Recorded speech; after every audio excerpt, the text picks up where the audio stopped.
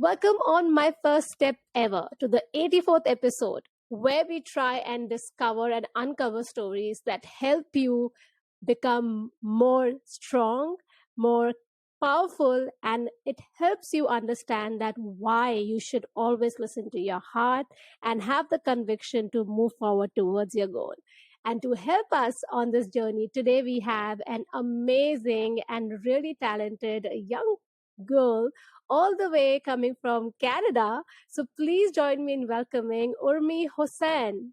I am good and I am so excited to chat with you today, all because of the mark that you have made in your industry and the way you are moving forward and impacting so many lives.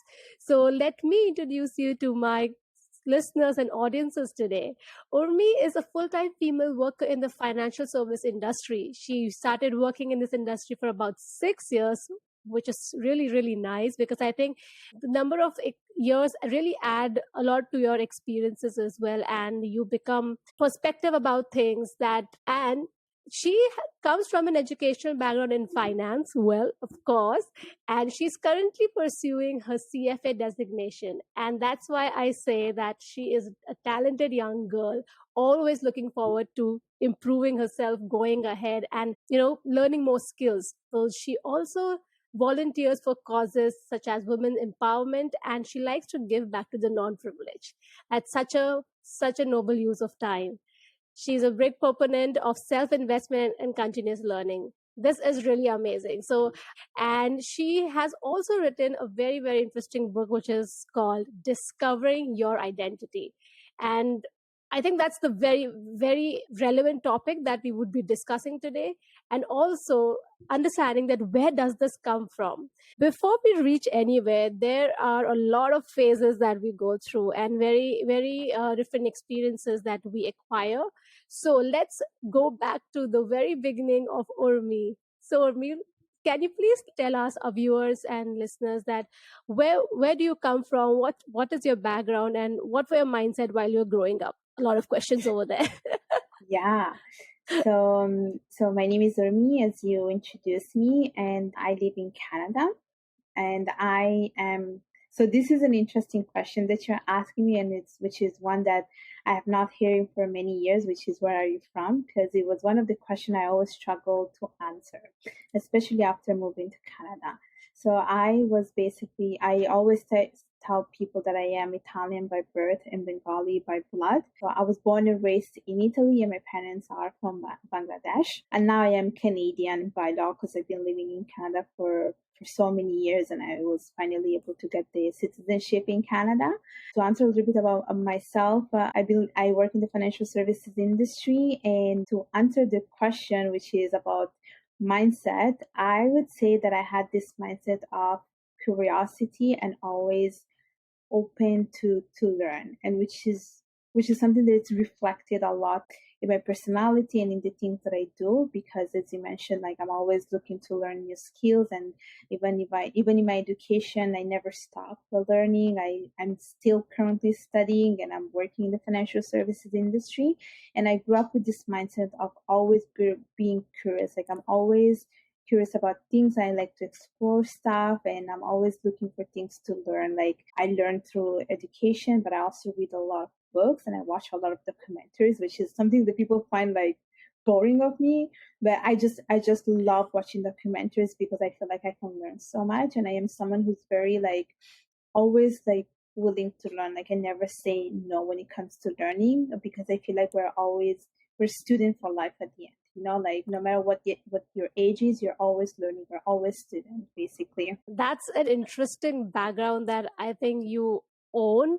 And I'm sure you have several experiences and stories to tell us, because let me see. So you are a curious personality. You are a lifelong learner. You are a go-getter. And I think all these traits are such an important factor for a person to always keep going forward and keep improving themselves.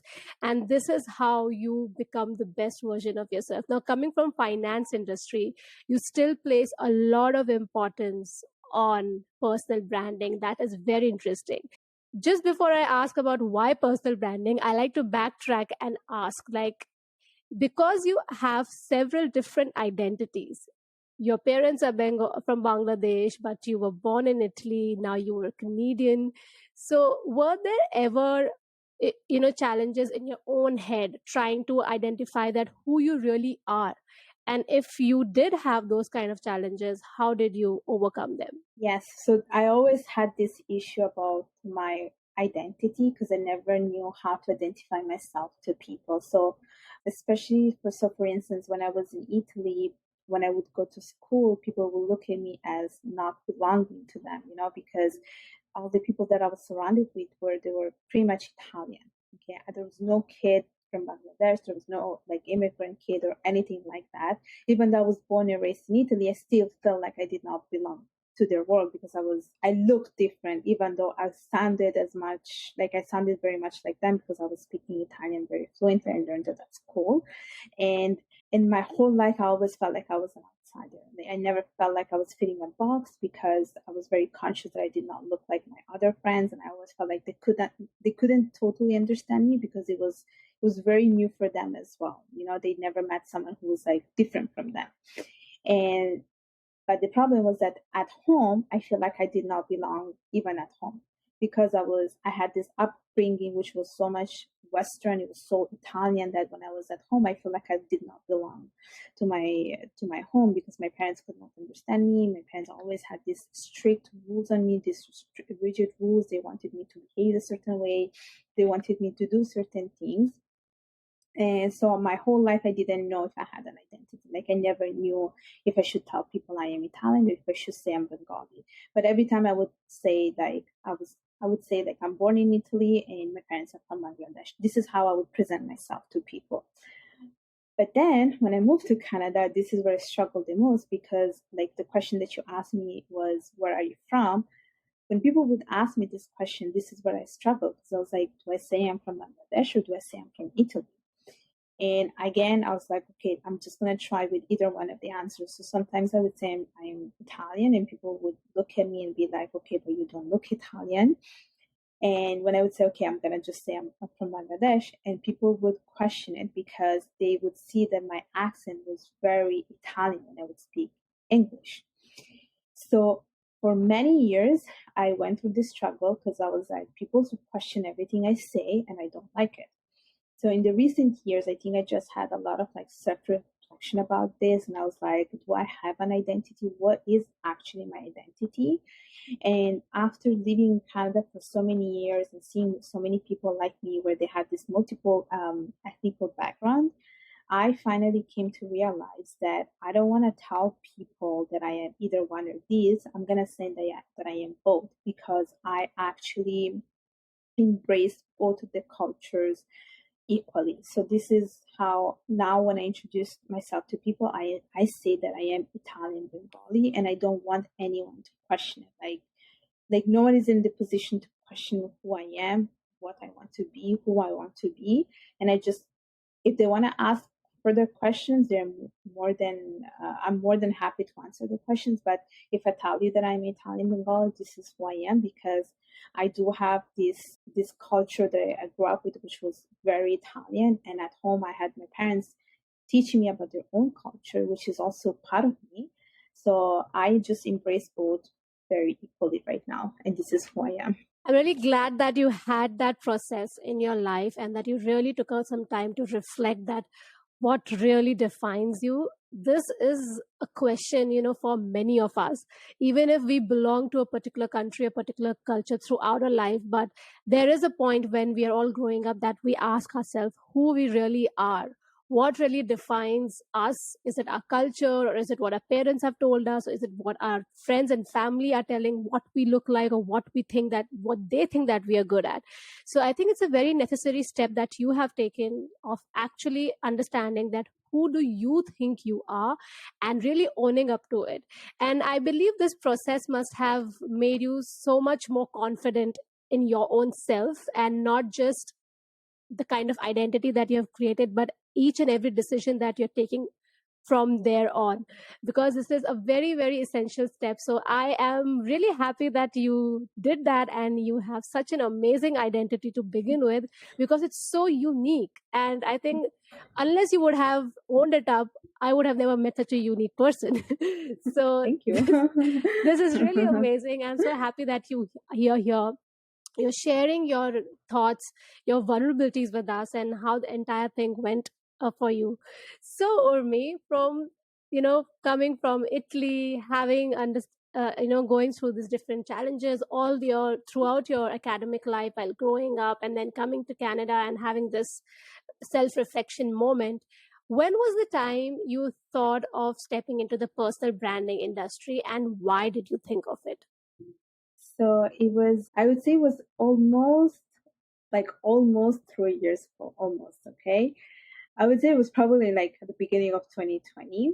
And I think it was because we just had so much time available to us because we were in a lockdown. And I just kept reflecting a little bit about myself and who I am. And I always like realized that I'm a very like altruistic person. And then I was thinking there are so many things that I like to do, like volunteering. And then I was thinking there are so many things that I did in my life that I have achieved that I want to share them to the world. And it all started with my LinkedIn profile, which I never had. Like my whole life, I did not have a LinkedIn profile, even though I knew that I needed it for my network, for my connection. I needed it to look for a job. I knew that I needed it, but I still didn't want to have it. And then I was like, you know what? I need to get comfortable with this, with everything that is uncomfortable. So this is how it started. Because I was like, you know what? I have things that I want to offer to the world. I want to make a change to the world. So I have to make sure that people know me. So that this is how I started to think a little bit about personal branding. And I didn't know how I was doing this. I was just taking like little steps by just by watching what other people were doing. So I started with my LinkedIn profile, and initially I was very shy. Like I was like, initially I started with my LinkedIn profile, and I wasn't sure where I was going with it, but I knew there was so much that I could talk about, like everything that I have achieved at school, with my work experience, with my volunteering, my extracurriculum activities. So I was like, I'm gonna start with this. And I remember I was super concerned about putting my profile picture out there because I was like, I don't want people to know who I am. But then when I spoke to a few people, they were like, no, you have to tell the world who you are, because this is how you can make change. This is how people can connect to you. This is how people can relate to you, to your stories. So I was like, you know what? I'm going to go with it. So I started with LinkedIn profile. Then one day I was talking to my sister, and she was like, you know, I want to have a blog. And then I don't know how I got the same idea, that I was like, you know what, I'm gonna try with a blog. I was like, I'm gonna do a blog too. I'm gonna see where it goes. I don't even know what I want to talk about. And I remember even with the blog, it was the same issue. I was like, I don't want people to know me. I don't want to tell my story. I don't want to put my picture. But then you're not telling people who you are if you're not putting a little bit of yourself out there. So I started to get a little bit more comfortable with that. There are pictures of me on my blog, and I started to tell a little bit about my story, where I talk about a little bit my identity. And a lot of trial and error, I finally figured out what I want to talk about and who I'm targeting. And because I feel like I know so much about, public speaking, volunteering, career, finance, and stuff like that, I was like, I'm going to talk about this, and I'm going to try to target women. Because I think usually like women are so much undervalued, and we're not given all the tools to be, like no one really invests in women, especially in the South Asian community. So I was like, you know what, I'm going to create a blog. I'm going to write everything that I do in my life, and hopefully it can empower someone else as well.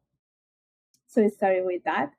And then I had created my own YouTube channel, which is still like, it's a work in progress. I recently started. And then I started to go like into different podcasts, that shows where people invite me, because I started to realize that people are so much interested in my own story, where I found my identity. And like you said, like it's something that makes me unique, but I never thought of that. Like I never thought it was very unique to me. And now I appreciate a little bit more the fact that I am like, I have this identity, because it makes me stand out and people can notice it, but I know other people like me can relate to me. And then recently I was like, you know what, I'm gonna also write a book about it. I talk about a little bit of episodes that happened to me when I was a kid, especially being like South Asian and growing up in a South Asian household, and really also felt like growing up in a very Western cultures. And I was like, I'm going to go with that as well. So I did a lot of things, and I feel like it just made me a little bit more confident. And I use this to like just promote myself, because I think in the world where we live right now, it's not enough to have hard skills, but you want to show people that you have additional skills that you might not able to show them during interview, but they can see them when they're looking up on internet. Personal branding is a process, is a slow building process, and the sooner you start, the better, and you will reap the benefits for sure going forward in the future. So as you mentioned that, that when, for example, someone is going for an interview, at that point in time, if the person already has, the personal brand created, the legacy that the person tried to create already there on the social media, visible, and that's easier for the other person who is kind of trying to understand if you're a good fit for the company or not. It's easy for them to have a go, and it's easier for you to share it and let them know more about you. And it also shows the consistency in what you're saying in an interview or in a business meeting or just in a normal conversation, with when they can actually see it on your LinkedIn profile or maybe any other social media, that yeah, this person really means what the person says and really good at it. Thank you so much, Urmi, for taking us through your personal branding journey. Why did you start it? How did you start it? And I think I like the fact that you have taken us in depth, because that is what our audience and listeners are looking for. And because each step makes us realize that what are the gaps or the questions that we can ask about ourselves and how we can go forward. So, Urmi, in this journey of yours, were there ever moments like, where you felt it's not working out for me? Maybe I'm not doing the right thing, I'm not going the right direction. And if yes, how did you overcome that mental block? You know what? I would say my biggest mental block was my concern about what will people think of me. That was my biggest concern about everything that I did and everything that I'm doing. Because I think, especially as a woman, and especially as like South Asian women, we're always looking for like validation from other people, and we only care about their validation. We look for the confirmation, and we just care about what they think of us, which is why I feel like sometimes I was not doing what I wanted to do because of that. That was probably my biggest mental block, the biggest challenge. And then I was thinking, but why should I stop being myself, doing the things that I love, just because I'm concerned about what will people think of me? Because here are the things. There will be those people that really like what you do, and then there's going to be those that just do not like what you do, and they will always be judgmental, but they will only be judgmental. Like, they cannot do anything more than just saying bad things. So no matter what you do, good or bad, people will always have a say about you. And this is why I was like, you know what? I'm just going to go forward with this. I don't care about what people will say. I need to live my life. I need to live my own truth. I need to live my life with my own passions and do what I love. So this is what I did. I was like, I know I'm going to make an impact and inspire other people by doing what I'm doing. And as long as I can make an impact to their lives, that's more than enough. I don't need to care about what other people are saying. And if they do say, like, at least I have something, like I give them something to talk about. So which is, again, a good thing, I guess. So that was like, I would say my biggest challenge or mental block. Wow, I think you're very brave, because as you mentioned that your biggest block was thinking that what people will say of you, and despite that, going forward and starting your own personal brand, letting your real self out there, I think you have taken your first step towards achieving your goal of building your own personal brand and identity. Thank you so much, Urmi. It has been an amazing time chatting with you, understanding about your journey and the whys behind everything, and how did you take the small steps. And I'm really happy that you are showing everyone around you that it is possible and we are able to, fight within our own fears. And you will never be less of any fears. The fear will always remain, but you have to still take the step. So thank you so much, Urmi. And before we take your leave, I like you to just tell us a bit about the book that you have written and what we can find about it. So my book is called Discovering Your Identity, and basically in this book uh, I talk about my life in Italy and what it was like to grow up there. But I do talk about from a perspective of a South Asian woman. So I do talk about from my own perspective. So what it felt like to, go to school in Italy, what it felt like to have Italian friends. Or I talk about a little bit about religion because, like Italy is very like Catholic, whereas I grew up in a very Muslim, it was a very Muslim oriented household. For instance, like what it felt like to be a woman, what it felt like to be an older sibling, like you have to set the expectation, people look up to you. So I talk about a little bit about those episodes that happened when I was a kid and how they shaped me to be the person that I am today. So I talk about that, and I talk about a little bit into my life until I arrived to Canada. But I don't talk about I just stop until before I moved to Canada, because I feel like my life in Canada deserves another book. So in that book, I just talk about literally about my life in Italy and what it felt like to be a South Asian woman and what it felt like to grow up there. Because I know that some of the episodes that I share, I know a lot of South Asian women can relate to. So that's mainly what the book is about and how I was able to find my identity, basically. Incredible. I think this is an amazing book for anyone out there who's trying to build their own identity, trying to understand that how to really realize who they are.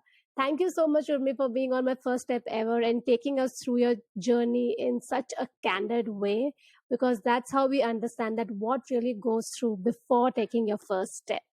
So, are you able to leave our listeners with a quote or a saying that you really resonate with? Yes, there is one that I have on my phone, and it says, I have it written here for your audience. It says, "The cave you fear to enter holds the treasure you seek." And this is related to what you just mentioned about fear, that fear will always be there. But I think at the end, you have to go through this cave to see what's there, because there is something beautiful out there that you would have never discovered if you have never followed that fear. So this is how I've been leading my life for the past years. I always try to follow my fears, because I know fear is not something negative. It is something, I see it as a friend, as something very positive, because so far everything that I did when I followed my fear, it just led me to something beautiful, and it made me a much more fearless, I would say, and powerful woman. Awesome. Ending this episode on such an amazing and high note. That fear will always be there, but you have to accept it and go past it. Thank you, Urmi, for being on my first step ever. And to all our listeners and audiences, we will see you next time very soon. Until then, start building that self conviction, that self belief that will let you understand, unravel your own identity, and take you places. Thank you.